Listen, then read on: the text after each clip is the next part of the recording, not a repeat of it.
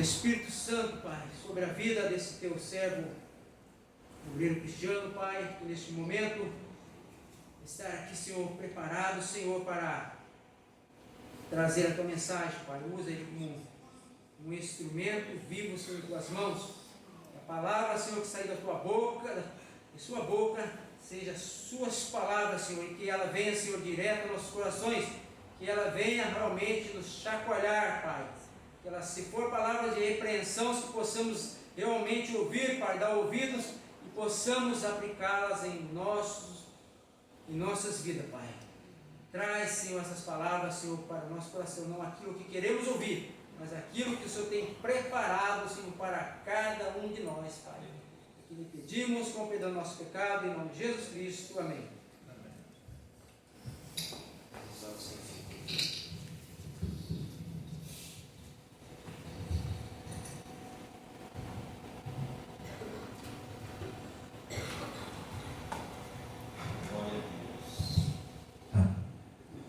Amém. Saúdo a igreja com a paz do Senhor. Glórias a Deus. Que bênção, irmãos, que bênção ver a igreja caminhando. Bom, vamos falar um pouco agora da palavra, né? Tem muitos autores na Bíblia. Vou ir direto ao assunto para a gente não ficar enrolando, né? Tem muitos autores aí na Bíblia e tem um deles que cativa demais. Eu sou apaixonado por ele e é o apóstolo Paulo. E eu tenho feito alguns esboços e tenho ministrado sobre o apóstolo Paulo por algum tempo já. O último esboço foi sobre a primeira carta aos Coríntios, né? E hoje eu vou falar um pouco sobre a segunda carta aos Coríntios. Mas eu não vou conseguir falar da segunda carta sem antes trazer à memória algumas coisas relacionadas à primeira carta, né? Só fazer um resumo bem rápido mesmo, para nós ficar familiarizados com a questão que vai ser exposta aqui. Bom, a cidade de Corinto é uma cidade rica, ela oferecia muito trabalho para quem queria trabalhar. Era uma cidade de expansão, uma cidade portuária, muito forte. E por ser isso, muitas pessoas migravam para aquela cidade à procura de emprego realmente. E essa cidade, ela tinha, como qualquer outra cidade, ela tinha muitos problemas em várias áreas. Ela era conhecida como uma cidade de prostituição, porque a promiscuidade sexual na cidade de Corinto era muito forte. O porto, onde os navios atracavam para descarregar as especiarias, quando chegavam no porto, assim, havia dois templos, de Ísis e de Afrodite. Eram dois templos totalmente relacionados à área sexual. E todos que habitavam naquela cidade já tinham essa fama. Tu é de onde? Eu sou lá de Corinto. Já vinha na memória da pessoa. Esse está perdido. Esse está perdido no meio da prostituição. Então a cidade de Corinto, ela tinha essa fama. Era uma cidade de mais ou menos 400 mil habitantes. Bem maior do que Brusque. Mas lá não tinha ainda a menção da mensagem do Evangelho de Jesus Cristo. E a pessoa que foi conduzida até lá pelo Espírito Santo foi o apóstolo Paulo. Lá ele acha uma ótima oportunidade para anunciar o Evangelho. Então ele funda uma igreja, numa casa, em primeira instância, aonde ele também, nessa cidade, ele encontra uma moradia junto com um casal de irmãos, que também trabalham na mesma coisa que ele fazia como profissional fora a igreja. Ele era construtor de tendas, ele fazia tendas. Então ele trabalhava nisso para que não tivesse peso para a igreja, sustentar ele naquele lugar. Ele ficou lá por mais ou menos 1 ano e meio, pregando o Evangelho para aquela cidade. E depois desse 1 ano e meio, o apóstolo Paulo, o missionário, mandado pelo Espírito Santo. Então o apóstolo Paulo, ele não ia conseguir ficar lá ele foi impulsionado ao Espírito Santo a prosseguir a sua jornada. E ele vai em direção a Éfeso, ele sai, ele deixa aquela igreja com 1 ano e meio de nascimento, que é um período muito curto para uma igreja se tornar madura. Então ele deixa a igreja aos cuidados dos irmãos e segue viagem. Consequentemente a isso, a igreja começa a enfrentar vários problemas. E como resolver o problema se o apóstolo não está mais ali? Tiveram uma brilhante ideia de escrever uma carta para ele, relatando todos os problemas que estavam acontecendo com família, pessoal, financeiro, com leis, com doutrina, de várias questões, e mandam para o apóstolo Paulo, que recebe essa carta em missão. Ele não está, ele está longe. E quando ele recebe essa carta, ele fica indignado mesmo, porque eu ensinei tudo para aquela igreja, eu ensinei tudo para eles, não falta nenhum dom espiritual para eles, e mesmo assim eles estão passando por tudo isso. Então ele escreve a primeira carta aos Coríntios, respondendo à carta que eles enviaram, mas não é uma carta de amor, na verdade mas é uma carta de repreensão. Ele está corrigindo a igreja de Corinto por causa da atitude que eles estão tendo mediante ao evangelho que já foi ensinado pelo apóstolo Paulo. Então ele repreende a atitude deles com promiscuidade sexual, com divisão na igreja, com financeiro, por causa dos dons espirituais, a maneira como eles estavam usando os dons de Deus na igreja. E o apóstolo Paulo, ele vai e ele desce o sarrafo, como diz algumas linguagens por aí. E isso chacoalha a igreja. Enfim, tem muitas coisas que o apóstolo Paulo menciona na carta aos Coríntios, na primeira carta, que não dá para a gente colocar tudo aqui, tem pouco tempo, mas só para ficarmos familiarizados com isso. Sabendo disso, que o apóstolo está em viagem e que a igreja está passando por essa situação, então agora a gente vai mencionar a segunda carta aos Coríntios. Eu gostaria que os irmãos pegassem suas Bíblias ou acompanhassem aqui no Data Show a segunda carta aos Coríntios, no capítulo de número 1, verso 1 em diante. Vamos ler a saudação do apóstolo para a igreja.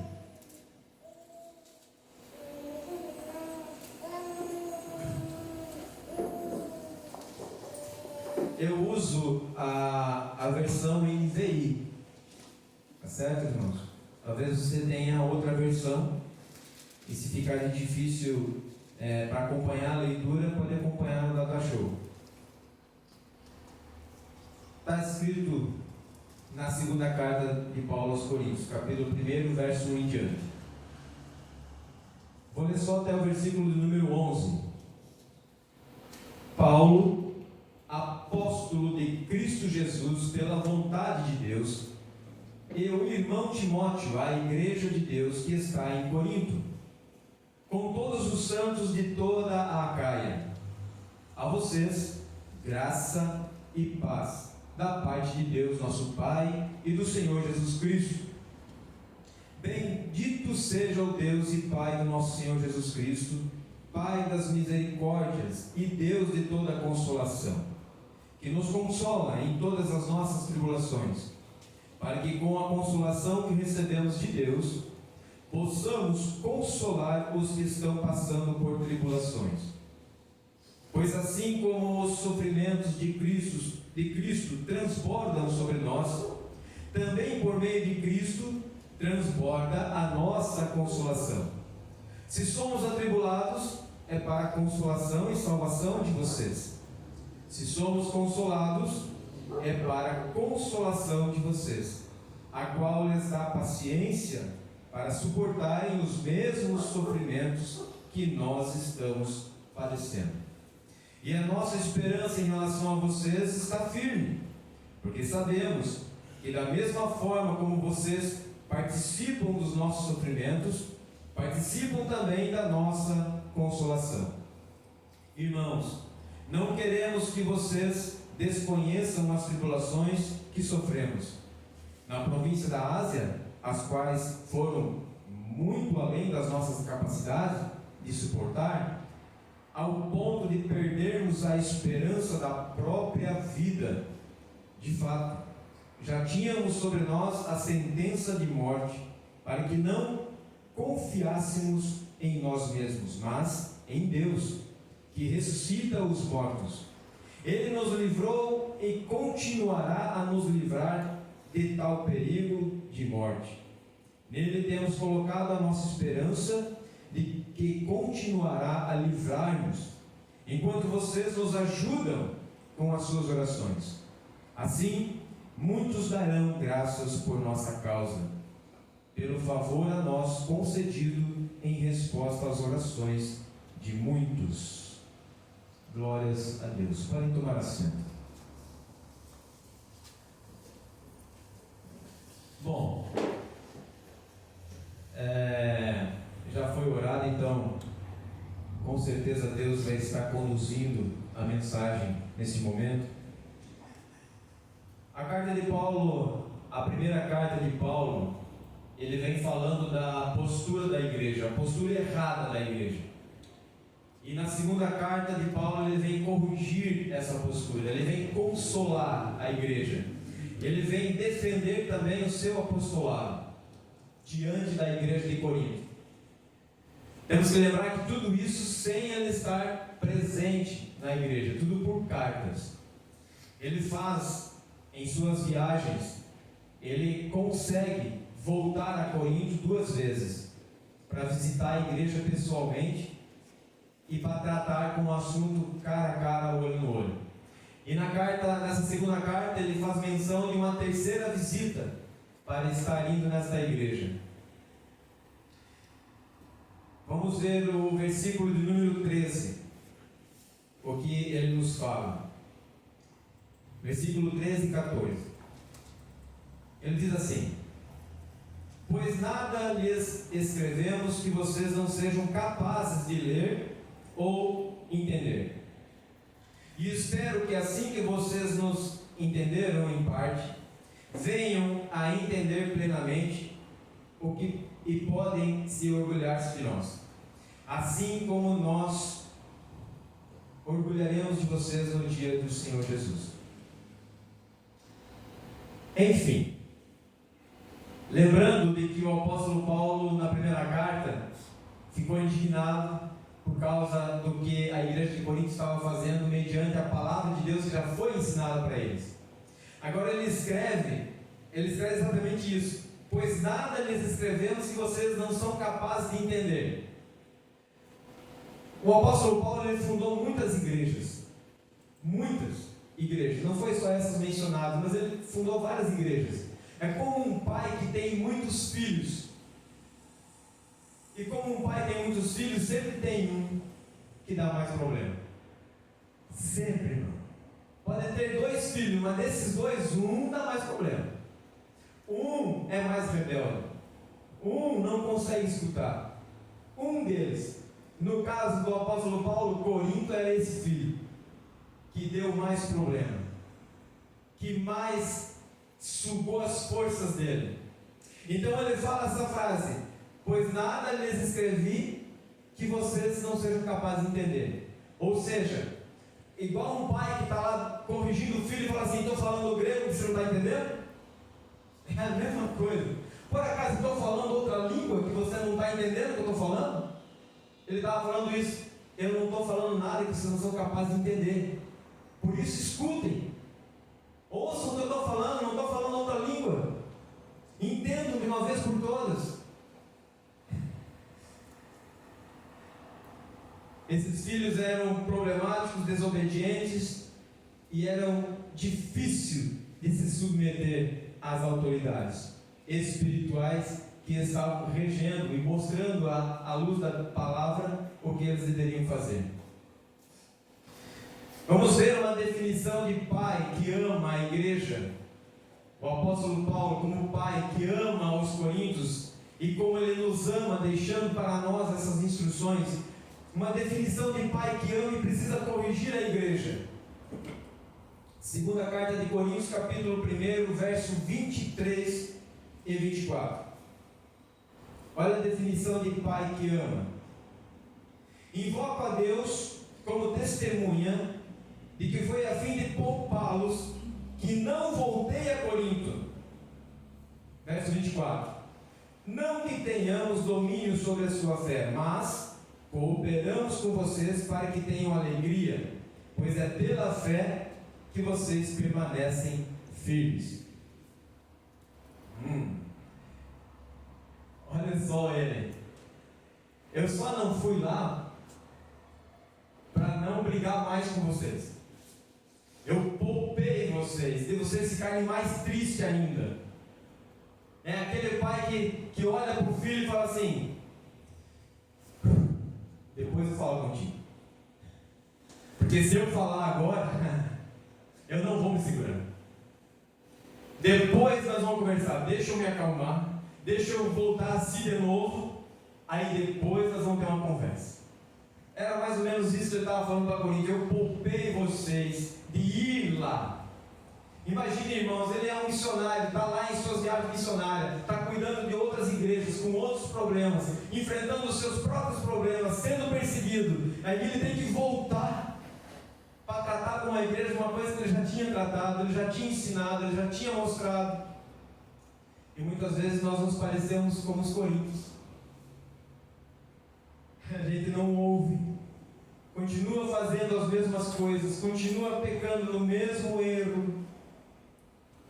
E os nossos pastores continuam tendo misericórdia, continuam dando amor para com a igreja, para nos ensinar com mansidão, com paciência, tolerando muitas vezes as nossas queixas, as nossas indagações. Nos parecemos muito com os coríntios. Eu me pareço muito com os coríntios. Segunda carta aos Coríntios, capítulo 2, do verso 1 em diante, continuando a leitura.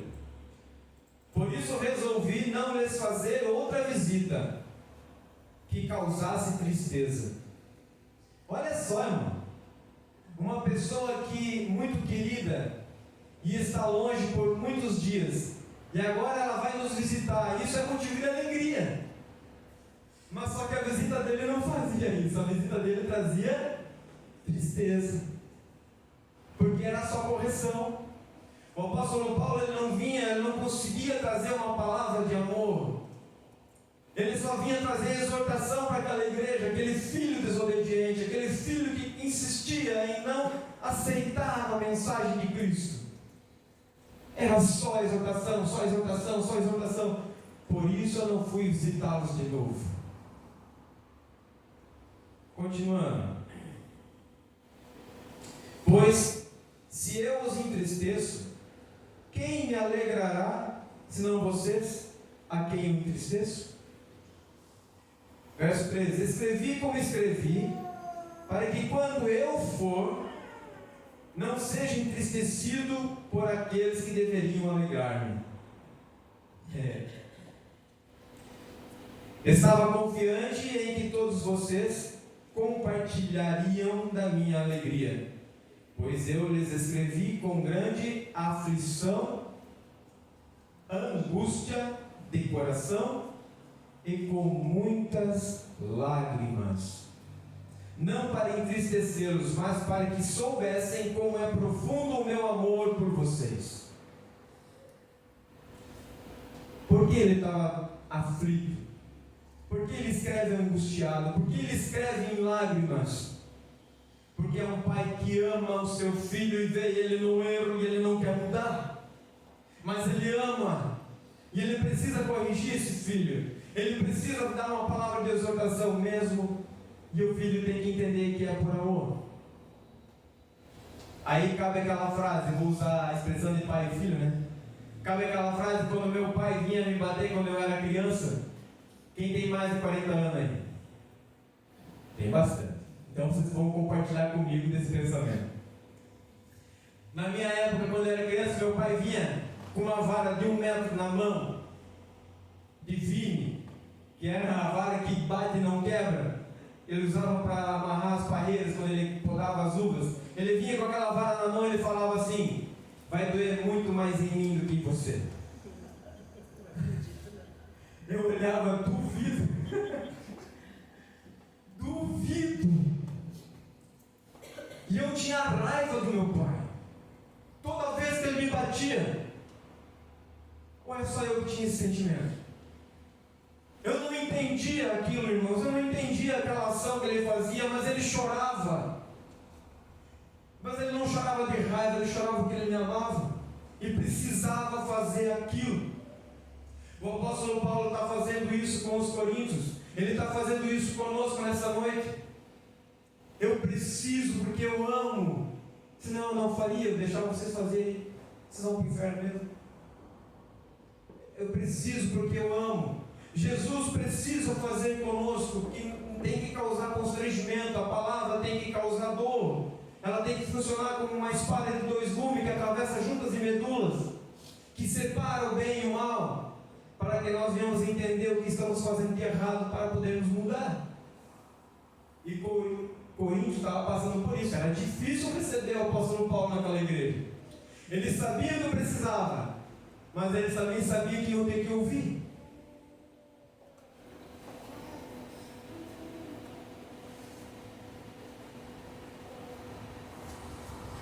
Vamos ver mais uma definição de pai que ama. Segunda carta de Coríntios, capítulo 7. Capítulo 7, verso 8. Do verso 8 ao 10. Mesmo que a minha carta lhes tenha causado tristeza, não me arrependo. É verdade que a princípio me arrependi, mas percebi que a minha carta os entristeceu ainda por pouco tempo. Agora, porém, me alegro, não porque vocês foram entristecidos, mas porque a tristeza os levou ao arrependimento, pois vocês se entristeceram como Deus desejava, e de forma alguma foram prejudicados por nossa causa. A tristeza, segundo Deus, não produz remorso, mas sim um arrependimento que leva à salvação. A tristeza, segundo o mundo, produz morte. Morte. Um pai que ama corrige o seu filho em amor, em Deus. Hoje nós somos cristãos. Hoje nós temos a oportunidade de fazer essa correção não somente com nossos filhos, mas com todos aqueles que estão em nossa volta e necessitam de uma palavra para serem transformados. Mas como fazer isso? Se eu deixar os meus sentimentos como homem falarem por mim, com certeza eu vou causar uma tristeza na vida das pessoas que vai trazer morte. Porque é uma tristeza humana. É aquela pessoa que fala assim, para nós entendermos o que significa, é aquela pessoa que fala assim: ah não, eu não deixo passar. O que tem que ser dito, eu digo na cara. Dou aqui doer. Parabéns, crente, é bem assim que a palavra ensina. Vai matar mais um irmão, que vai se afastar dos caminhos de Deus, por causa de uma atitude que não condiz com a palavra de Deus. Nós temos que corrigir, se for necessário, mas corrigir em amor, mediante a palavra de Deus, para que essa tristeza que vai gerar no coração do irmão seja uma tristeza de Deus. Olha o que faz dizer, vou ter que ler de novo. A tristeza os levou ao arrependimento, pois vocês se entristeceram como Deus desejava, não como eu quero. Não é o meu sentimento que tem que falar. Se eu não gosto do pecado do meu irmão, não é eu que tenho que falar isso para o meu irmão do meu jeito, do jeito que eu não gosto, mas eu tenho que falar para o meu irmão da maneira ao qual Deus quer que ele seja ouvido, da maneira ao qual Deus quer falar com esse irmão, mediante a palavra de Deus. Porque a tristeza gerada por Deus, ela traz renovo, restauração, cura.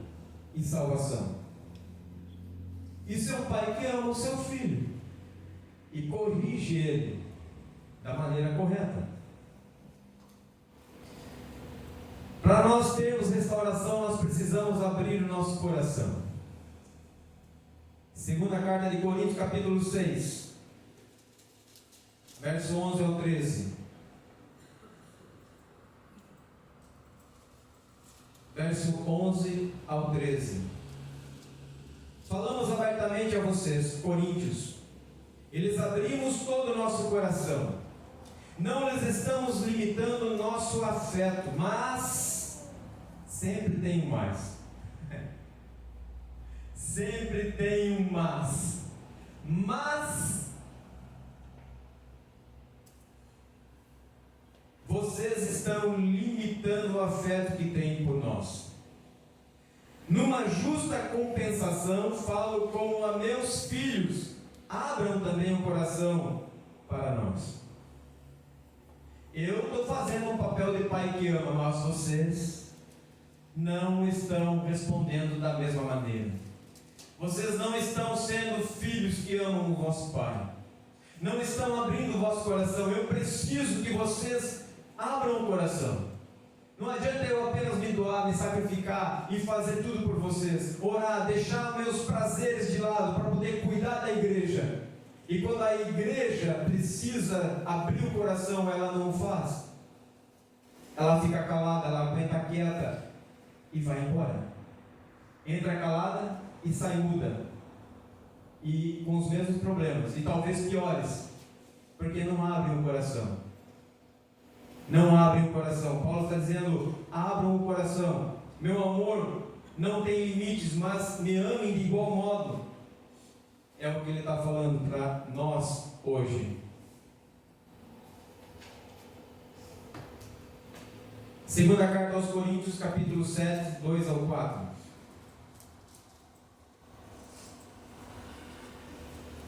Conceda-nos lugar no coração de vocês. A ninguém prejudicamos, ninguém causamos dano, a ninguém exploramos. Não digo isso para condená-los. Já lhes disse que vocês estão em nosso coração, para juntos morrermos ou vivermos. Tenho grande confiança em vocês e de vocês tenho muito orgulho. Sinto-me bastante encorajado. Minha alegria transborda em todas as tribulações. Paulo está parecendo aqueles velhos que não são amados. Paulo está falando assim, está pedindo: me amem, como eu amo vocês, me amem. Não vejam as coisas que eu faço como algo que é para expulsá-los. Como é algo que sim, eu não gosto de vocês, por isso eu falo isso. Me amem e vocês entenderão as minhas atitudes. A segunda carta aos Coríntios fala de muita coisa, irmãos. Muita mesmo. A gente não conseguiria expor as duas cartas em um culto apenas. E nem em 2, nem em 10. Levaria muito tempo para falar de tudo isso. Eu só quero falar sobre o amor. Sobre entendermos a como agir na igreja como irmãos de verdade. Como nos entregarmos a Jesus para sermos transformados no caráter de Jesus Cristo, para termos uma atitude cristã na igreja e principalmente fora da igreja. Principalmente, irmãos, fora da igreja, sermos exemplos de homens e mulheres que seguem a Jesus Cristo lá fora. Existem muitos motivos que levaram o apóstolo Paulo a escrever a segunda carta, e não conseguiremos expor tudo. Um dos motivos é dizer o quanto ele ainda ama e quer ser correspondido por esse amor. Jesus, ele nos fala, é muito fácil falar Jesus, né? Mas a palavra de Deus, quando nos confronta, quando ela mostra o nosso pecado, os nossos erros, as nossas falhas, ele está mostrando o quanto ele nos ama, ele quer que nós o amemos de volta, entregando tudo isso aos pés da cruz e desejando desesperadamente por restauração. reconhecendo nossas falhas, reconhecendo que precisamos de perdão todos os dias, que somos pecadores e que não vivemos sem Ele. Algumas coisas sem sentido acontecem na igreja, irmãos. Principalmente quando alguém erra. Principalmente. A primeira coisa que acontece quando alguém erra é se afastar da igreja. Ele se afasta da igreja porque não gostou do que ouviu. Na igreja de Corinto acontecia isso. Esse nível de brusco isso nunca acontece, né? Aqui não. As pessoas não gostam do que ouvem. Não gostei do que ele falou. Não vou mais. Não consigo mais olhar para aquele homem. Não consigo mais olhar para aquela mulher. Ela veio dizer que eu tenho que mudar. Quem ela pensa que é? Quem ele pensa que é? Ele não conhece minha vida, não conhece o que eu faço, não conhece meus problemas. E se afasta. Ao invés de se aproximar, ao invés de abrir o coração, ao invés de confessar os seus problemas, ao invés de pedir ajuda, prefere guardar tudo no coração e resolver por conta própria. E se afasta. Se afastam porque sentem vergonha quando o seu erro é exposto, quando alguém descobre. Se afastam porque ficam envergonhados, acham que não são dignos de estar ali mais, não têm mais dignidade de confiança, não são mais confiáveis e se diminuem por si só. Ninguém falou isso, mas a pessoa se diminui e se afasta. Outro motivo é que a igreja exclui quem erra. É muito comum, apesar de nós conhecermos a palavra, apesar de sabermos que não é para fazer isso, nós fazemos isso muitas vezes não intencionalmente, mas acabamos fazendo, nos afastando da pessoa, deixando de falar com ela, deixando de agir como nós agíamos antes, expulsamos a pessoa. Ela não vem mais em nosso meio, em nossa comunhão. Vamos ver um exemplo prático, vai dar tempo. Um exemplo bem prático que aconteceu, que iniciou na primeira carta e foi concluído na segunda carta. Abra comigo em 1 Coríntios, no capítulo de número 5. Primeira carta aos Coríntios, capítulo 5.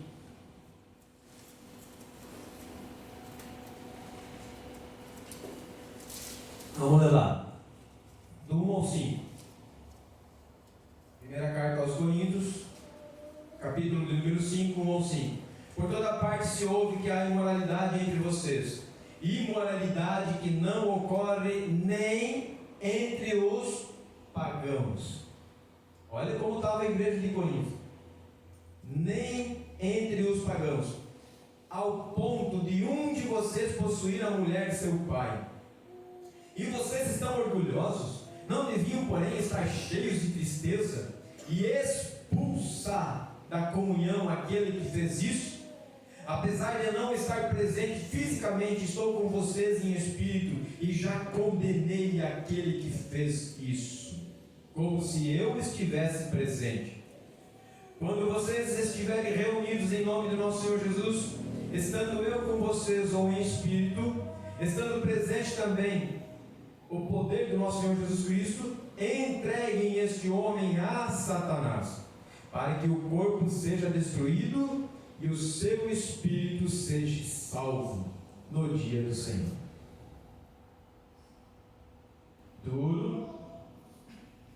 Dureza o pessoal de Corinto resolver essa parada, né? Paulo mostra a indignação por um indivíduo que dorme com a mulher do seu próprio pai. Ele os repreende severamente da forma como lidaram com aquilo. Nós entendemos isso como da mesma forma que os coríntios entenderam. A gente entendeu o que o Paulo escreveu na primeira carta, que é para expulsar esse camarada da comunidade. É para entregar ele nas mãos de Satanás. É para deixar ele de fora. Entendemos isso da mesma forma que os coríntios entenderam. Mas será que o apóstolo Paulo queria mesmo que eles fizessem isso? Será que os coríntios deveriam seguir à risca o que o apóstolo Paulo escreveu sobre o homem pecador? A gente conhece as pessoas por aquilo que elas fazem. Conhecemos os homens de Deus e as mulheres de Deus por aquilo que elas praticam, os atos que elas fazem. Vamos ver os atos do apóstolo Paulo em outras igrejas. Vamos ver o que ele fala em outras igrejas. Abra comigo na carta aos Efésios. Carta aos Efésios, no capítulo de número 2, versículo de número 10. Carta aos Efésios, agora ele está em outra igreja, mas resolvendo problemas em Corinto. Ele está lá, na sua viagem missionária. Está escrito assim: porque somos criação de Deus realizada em Cristo Jesus para fazermos boas obras, as quais Deus preparou antes para nós as praticarmos. Boas obras para praticarmos. Boas obras para praticarmos. Efésios capítulo 4, verso 1 ao 3. Como prisioneiro no Senhor, rogo-lhes que vivam de maneira digna da vocação que receberam. Sejam completamente humildes, dóceis e sejam pacientes, suportando uns aos outros com amor.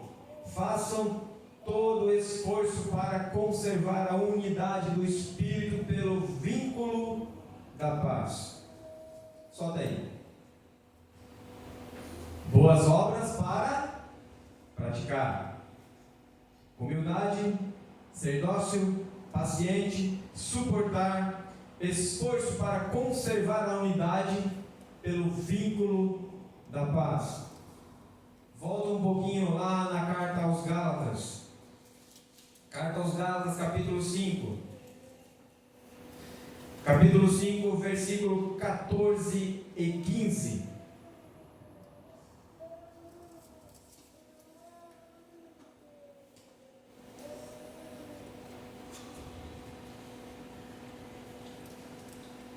Toda lei se resume num só mandamento: ame o seu próximo como a si mesmo.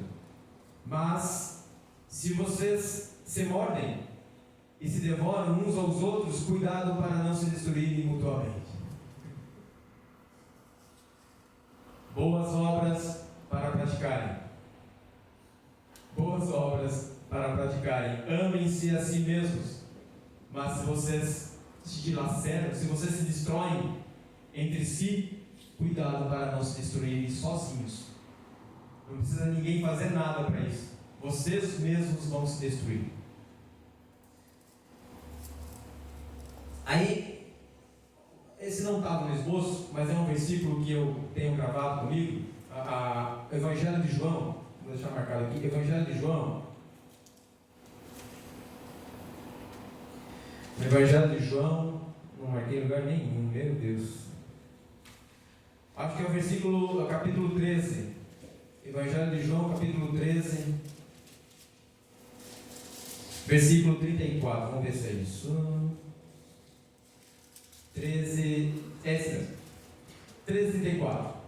Acabamos de ler que o apóstolo Paulo falou assim: ame o teu próximo como a si mesmo. Só que tem um problema, irmão. Como é que eu vou amar meu próximo se eu nem me amo? Eu vou amar meu próximo fazendo o que é errado diante de Deus? Eu vou amar meu próximo como eu me amo? Continuando eu no pecado? Aí eu tenho esse versículo que eu gravei, eu tenho esse versículo de João 13:34. Um novo mandamento lhes dou. Jesus falando: amem-se uns aos outros como eu vos amei. Agora mudou tudo, completamente. Amem uns aos outros como eu vos amei. Se eu ver Humberto errar, eu olho para Humberto, eu tenho que ver Jesus crucificado nele. Jesus morreu por ele. Quem sou eu para condenar Humberto? Eu tenho que amar Humberto como Jesus amou ele, morreu por ele. Eu tenho que amar cada um dos irmãos como Jesus morreu por mim. igual, aí muda tudo. Muda tudo. Voltando lá.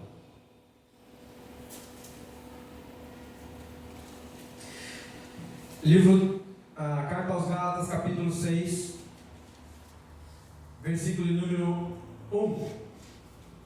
Irmãos, se alguém for surpreendido em algum pecado, vocês que são espirituais deverão o quê? Restaurá-lo com mansidão. Cuidem-se, porém, cada um para que também não sejam tentados. Levem os fardos pesados uns dos outros e assim cumpram a lei de Cristo. Observando isso, tem muito mais, mas observando Paulo fazendo isso nas outras igrejas, será que é para os coríntios jogar esse homem para fora da igreja? Será que o apóstolo Paulo está dizendo: eu tenho autoridade para julgar, condenar e entregar na mão de Satanás? Está no inferno. Antes mesmo desse homem ser ceifado da terra, antes dele morrer, o apóstolo Paulo condena esse homem, ele tem esse poder. Será que era isso que era para eles entenderem? Ou era para eles fazer o que o apóstolo Paulo estava fazendo como um pai que ama o seu filho?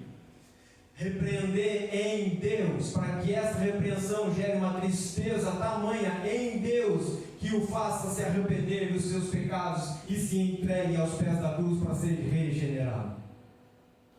Era isso que ele queria. Então veja, a conclusão disso na segunda carta aos Coríntios, capítulo 2, segunda carta aos Coríntios, capítulo 2, versos 5 a 11. Segunda carta aos Coríntios, capítulo 2, versos 5 a 11. Se um de vocês tem causado tristeza, não a tem causado apenas a mim, mas também em parte para eu não ser demasiadamente severo a todos vocês.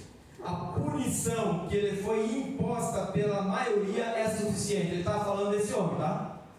Ele está falando desse indivíduo que dormia com a mulher do seu pai. E ele escreve aquelas coisas na primeira carta. Agora, ao contrário, vocês devem perdoar-lhe e consolá-lo para que ele não seja dominado por excessiva tristeza. Porque eu lhes recomendo que reafirmem o amor que têm por ele. Eu lhes escrevi com o propósito de saber se vocês seriam aprovados, e isso é, se seriam obedientes em tudo. Se vocês perdoam alguém, eu também perdoo. Aquilo que perdoei, se é que havia alguma coisa para perdoar, perdoei na presença de Cristo, por amor a vocês, a fim de que Satanás não tivesse vantagem sobre nós, pois não ignoramos as suas intenções. Postura. Ele está corrigindo a postura da igreja de Corinto. Ele está corrigindo a nossa postura. Como nós estamos agindo diante do pecado dentro da igreja, diante do erro das pessoas, diante dos meus próprios erros. Como eu estou agindo? Como eu estou me apresentando diante de Deus? Para que Ele me ajude, para que Ele me auxilie a ser regenerado, a ser moldado em mim o caráter de Cristo. É como um vaso na mão de oleiro, que quebra e a gente faz, mas eu nunca deixo ele quebrar. Eu só quero ficar inteiro. Aí é difícil. Tem que deixar ele quebrar, irmão. Tem que deixar ele refazer. Tem que deixar ele transformar o vaso de desonra em vaso de honra, para a glória do nome dele. Quando alguém falha, exerce a disciplina. Quando alguém se arrepende, exerce a restauração. Se não houver perdão ao caído e se arrepende, como ele vai ser restaurado? Aí Paulo fala que se nós não procedermos dessa forma, Satanás alcança vantagem. Eu creio em Deus, eu sigo a palavra de Deus, mas eu ignoro que existe um poder invisível que é contra a vontade de Deus. Eu ignoro a existência de Satanás. Eu ignoro que ele só tem 3 objetivos: matar, roubar e destruir. Eu ignoro que ele nos influencia a cada dia que nós nos aproximamos mais de Deus, ele fica mais furioso. Não posso ignorar isso, irmãos. Eu tenho que aceitar que eu vivo num mundo onde rege o pecado. E esse pecado nos bombardeia a todo momento, todo instante, toda hora. Ele está nos influenciando a sair dos caminhos de Deus. E eu preciso me manter firme. Eu preciso fazer isso junto com a igreja. Eu não posso fazer isso sozinho. Esse não é o plano de Deus, eu viver isolado, viver sozinho. Eu preciso congregar, eu preciso vir para a escola bíblica, eu preciso aprender da palavra de Deus, para que eu possa ser um homem regenerado, uma mulher regenerada, restaurada, pelo sangue do Cordeiro. Eu vou encerrar, primeira carta de Coríntios, capítulo 4, vou passar só 5 minutinhos, irmãos. Primeira carta aos Coríntios, capítulo 4, versículo 16 ao 17. Versículo 16 ao 17. Diz assim: portanto, suplico-lhes que sejam meus imitadores. Por essa razão estou-lhes enviando Timóteo, meu filho amado e fiel ao Senhor, o qual lhes trará a lembrança a minha maneira de viver em Cristo Jesus, de acordo com o que eu ensino por toda parte em todas as igrejas. Aquilo que eu falo, eu preciso fazer. Aquilo que eu ensino, eu tenho que pôr em prática. Se eu falo que eu sou cristão, eu preciso viver como cristão. Senão eu não sou. Se eu falo que eu amo meu irmão, eu preciso perdoar o meu irmão. Eu preciso tolerar o meu irmão. Se eu não fizer, eu estou fora da palavra de Deus. Eu não sou cristão.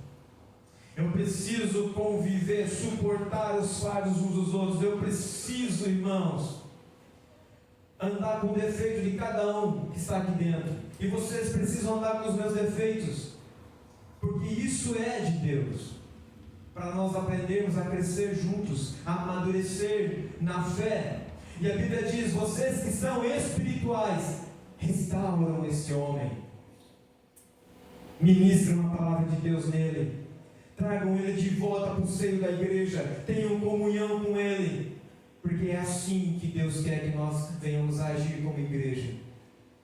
Não só aqui dentro, mas lá fora, em nossas casas, com nossos filhos, com nossos amigos, nossos familiares, nossos vizinhos, que estão lendo a nós como cartas de Cristo, e estão dizendo assim: eu vou para a igreja para ficar igual ele? Ixi, já, né? Eu vou ficar igual ele?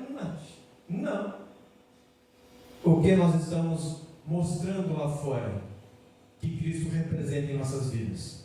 Irmãos, que Deus nos abençoe, que Deus venha nos regenerar verdadeiramente através da sua palavra, e que nós possamos nos entregar verdadeiramente, abrindo o nosso coração, aceitando a repreensão que é para o nosso bem. Deus abençoe a todos.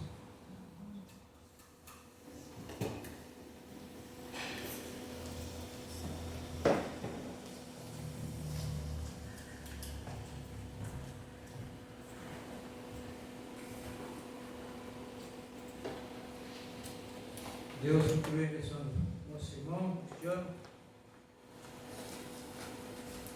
dirigindo a vida dele, cada dia mais ele venha buscar conhecimento para estar compartilhando com a igreja. E nós somos assim, nós somos aquilo que nós pensamos que somos. Somos aquilo que Deus revela aqui. E Ele nos revela quem nós somos. A palavra de Deus nos revela quem nós somos. Basta nós meditarmos nela. Ela é um manual de vida. Por isso ela revela como nós somos e como deveremos ser. Precisamos voltar a examinar as Escrituras, para que possamos sentir a presença de Deus no meio de nós a cada dia. Que Deus venha nos abençoar com a sua palavra, que realmente possamos, que ela venha fazer efeito em nossos corações, nossas vidas, na vida de toda a igreja. Vamos estar encerrando, vamos estar orando. Senhor, somos gratos, Senhor, por mais essa bênção, Senhor, em nossa vida, essa palavra, Senhor, que veio uma bênção para as nossas vidas, Pai. Onde ela vem, Senhor, e nos confronta pelo aquilo que achamos que somos, mas não somos, mas Tu revelas quem realmente nós somos, e que possamos, através da Tua revelação sobre a nossa vida, que possamos nos arrepender, aceitar aquilo que o Senhor tem nos mostrado, aquilo que o Senhor tem nos apontado, possamos buscar aceitar a correção que tem feito para as nossas vidas, Pai, para que possamos viver uma vida de um verdadeiro cristão, para que possamos realmente sentir a Tua presença, para que realmente possamos a cada dia, Senhor, nos aproximar mais e mais de Ti, buscando, Senhor, uma vida de santidade. Agora também queremos pedir a bênção da nossa vida, para o retorno de nossas vidas para os nossos lares. Nos dê uma semana abençoada, Senhor. Abre a porta do trabalho para aqueles que estão desempregados, cura os feridos, Pai. Abençoa cada um, Senhor. Que o amor do nosso Deus, a graça do nosso Senhor Jesus Cristo, a consolação, a comunhão do Espírito Santo, ela venha não só estar hoje, mas todos os dias que o Senhor acrescentar em nossas vidas. Pedimos em nome do Teu Filho amado Jesus Cristo. Amém.